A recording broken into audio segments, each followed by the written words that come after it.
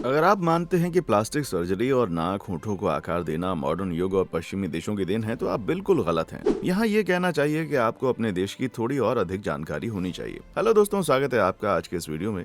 दोस्तों, क्या आपको मालूम है कि सैकड़ों पुराने साल से औषधियों के केंद्र भारत में इसकी शुरुआत करीब 2500 साल पहले हो गई थी। अगर आपको ये बात नहीं मालूम थी तो आज की वीडियो आपको पूरे लास्ट तक जरूर देखनी चाहिए, क्योंकि आज हम आपको फादर ऑफ सर्जरी और नाई सर्जन के बारे में कुछ बेहद मजेदार फैक्ट बताने वाले हैं। तो देर किस बात की, चलिए वीडियो शुरू करते हैं। 800 बीसी में जन्मे और गुप्ता डायनेस्टी के प्राचीन भारतीय चिकित्सक आचार्य सुश्रुत को सर्जरी का जनक माना जाता है। उन्होंने सुश्रुत संहिता नामक अपनी किताब में इसका जिक्र किया है। सुश्रुत ने उसमें बताया कि कैसे नाक की सर्जरी की जाती थी और किस तरह से स्किन ग्राफ्टिंग होती थी। माना जाता है कि सर्जरी के जनक कहे जाने वाले सुश्रुत नाक वापस जोड़ने की सर्जरी सफलतापूर्वक करते थे। संहिता में लगभग 300 तरह की सर्जिकल प्रक्रियाओं का उल्लेख है। इसमें कैरेक्टर, ब्लैडर स्टोन निकालना, हार्निया और यहाँ तक कि सर्जरी के जरिए प्रसव करवाए जाने का भी जिक्र है। सर्जरी के अलावा सुश्रुत संहिता में 1100 बीमारियों का जिक्र है। साथ ही उनके इलाज के लिए 650 तरह की दवाओं का भी उल्लेख है, जिसमें बताया गया है कि चोट लगने पर खून के बहाव को कैसे रोका जाए, टूटी हड्डियां कैसे जोड़ी जाएं। सर्जरी के दौरान मरीज को बेहोश करने के लिए शराब के साथ कई तरह की औषधियां मिलाई जाती थी। वैसे अगर आपके मन में सवाल उठ रहा है कि आखिर प्राचीन भारत में क्यों प्लास्टिक सर्जरी की जरूरत पड़ती थी, तो इसकी कहानी भी कम रोचक नहीं है। दरअसल प्राचीन भारत में आमतौर पर गंभीर अपराधों में राजा महाराजाओं द्वारा सुनाई गई सजा के तौर पर अपराधी के नाक और कान काट दिए जाते थे, जिसके बाद सजा पाया अपराधी चिकित्सा विज्ञान की मदद से अपनी नाक या फिर शरीर के किसी भी विभाजित हुए अंग को वापस पाने की कोशिश करता था। सुश्रुत संहिता में जिक्र है कि गालों या माथे से नाक को बराबर की स्किन काटकर उसकी सर्जरी के दौरान इस्तेमाल किया जाता था, जिसे आज के वक्त में इसे रिकंस्ट्रक्टिव राइनोप्लास्टी के रूप में जाना जाता है। तब से भारत में ही होने वाली सर्जरी को कोई नाम नहीं दिया गया था, क्योंकि उस समय कोई भी डिग्री या यूनिवर्सिटी वाला डॉक्टर नहीं होता था। सर्जरी के बाद किसी भी तरह के संक्रमण रोकने के लिए औषधियों के इस्तेमाल की सलाह दी जाती थी। इसके तहत नाक में औषधियां भरकर उसे रुई से ढक दिया जाता था। सुश्रुत संहिता का 8वीं सदी में अरबी भाषा में अनुवाद हुआ, जिसके बाद ये पश्चिमी देशों तक पहुंचा। 14वीं और 15वीं सदी में इटली वालों को इसकी जानकारी हुई। बाद में साल 1993 में भारत प्रवास के दौरान 2 अंग्रेज सर्जनों ने नाक की सर्जरी अपनी आंखों से देखी। ये तीसरे एंग्लो मैसूर युद्ध के दौरान की बात है। अगले साल लंदन की जेंटलमैन मैगजीन में इसका जिक्र भी हुआ।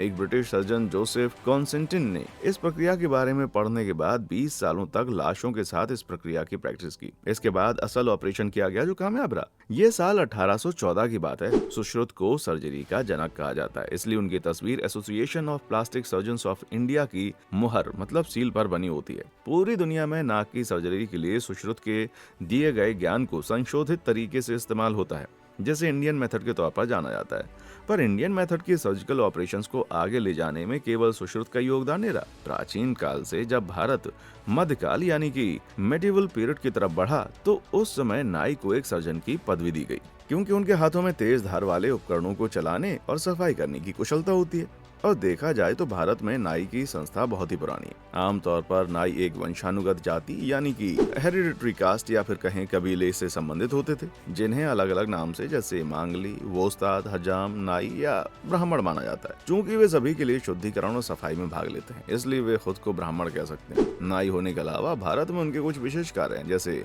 शुरुआती सर्जन। युद्ध के मैदान में चोट लगने वाले लोगों के इलाज का जिम्मा उन्हें सौंपा गया, क्योंकि रेजर को संभालने में उनके विशेषज्ञ थे। पुरातत्वविदों को सिंधु घाटी की खुदाई में अच्छी तरह से डिजाइन किए गए तांबे कांच के रेजर मिले। प्राचीन भारत में नाइयों को पारंपरिक रूप से नाजुक मामलों में दूध और गोबीज यानी कि मीडिएटर के रूप में उपयोग किया जाता था। आज भी उदाहरण के लिए एक भावी वर और वधू के पिता के लिए एक अरेंज मैरिज अलायंस की चर्चा खोलते हुए नाइयों को पसंदीदा गोवीव हैं। पुरानी भारतीय मूर्तियों को देखते हुए हम देखते हैं कि अधिकांश पुरुष क्लीन शेव थे, केवल भटकने वाले बुद्धिमान पुरुषों को छोड़कर। और यहाँ तक कि दाढ़ी वाले लोगों ने भी उन्हें रेजर से आकार दिया। बौद्ध भिक्षुओं ने सिर मुंडाया और विभिन्न हिंदू संप्रदाय के पुजारियों ने भी अपने अधिकांश सिर मुंडवाए, लेकिन एक बेनी रखी जाती थी। हालांकि सिखों को अपने बाल काटने से मना किया जाता है। नाई जिनका काम अब शरीर की साफ सफाई से जोड़ दिया गया था, कुछ समय के लिए उन्हें उनके काम के लिए सम्मान मिला, परंतु जैसे जैसे भारत में घुसपैठियों का सिलसिला चालू हुआ, पैसे और सामान के साथ भारत के लोगों की भी अदला बदली चालू हो गई, जिसमें सबसे बड़ा हाथ था अंग्रेजों का। अंग्रेजों ने ही नाई समुदाय जिसके पास सर्जरी करने की कुशलता थी, उन्हें गुलामी स्वीकार कराने और अपने डॉक्टर्स को एक मुकाम दिलवाने के लिए उन्हें पिछड़े वर्ग और नीची जाति में विभाजित किया, जो परिणाम आपको आज भारत के अंदर मिलेगा। कुछ समय के लिए इलाज में शामिल गतिविधियों को 2 हिस्सों में बांटा गया है, जिसमें बड़ी सर्जरियों का जिम्मा क्वालिफाइड लोगों को दिया गया और नाई सर्जन्स को सर्जरी के बाद होने वाली गंदगी की सफाई और मरीजों की छोटी मोटी तकलीफों को दूर करने के लिए कहा गया। और मरीज भी कौन से भिक्षुक? आम नागरिक और अनुसूचित जाति के लोग, वही वेल क्वालिफाइड डॉक्टर्स और सिर्फ अमीर राजा महाराजाओं की सेवा में शामिल होंगे। पर समय के साथ और धीरे धीरे नाइयों और सर्जनों के बीच विभाजन और ज्यादा गंभीर हुआ और 1743 में फ्रांस में और 1745 में इंग्लैंड में नाई सर्जन जो बाल काटते या मुड़ाते थे, उन्हें सर्जरी करने की अनुमति नहीं थी। 1800 में सर्जरी कॉलेज की स्थापना इंग्लैंड में हुई और इंग्लैंड में अंतिम अभ्यास करने वाले नाई सर्जन की मृत्यु 1821 में हुई थी। दंत चिकित्सा, जो नाई सर्जन की कई जिम्मेदारियों में से एक थी, उसको भी धीरे धीरे अपनी विशेषता से हटा लिया गया। सर्जन दंत चिकित्सक 17वीं शताब्दी की शुरुआत में अभ्यास कर रहे थे। नाई, जिन्होंने कभी सर्जन की पूरी प्रक्रिया को अंजाम दिया था, अब मुख्य रूप से बालों और नाखूनों की देखभाल करने के लिए जिम्मेदार थे। 17वीं और 18वीं शताब्दी में तेजी से नाई यूरोपीय एलीट कम्युनिटी के लिए विग मेकर बन गए।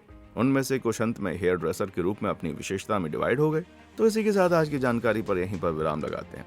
आपको वीडियो का कौन सा पार्ट सबसे ज्यादा पसंद आया, कमेंट सेक्शन में आकर बताएं। अगर वीडियो पसंद आई है तो इसे लाइक करें, शेयर करें और ऐसे ही और भी इंटरेस्टिंग और इन्फॉर्मेटिव वीडियोस के लिए चैनल को सब्सक्राइब जरूर करें। देखने के लिए शुक्रिया।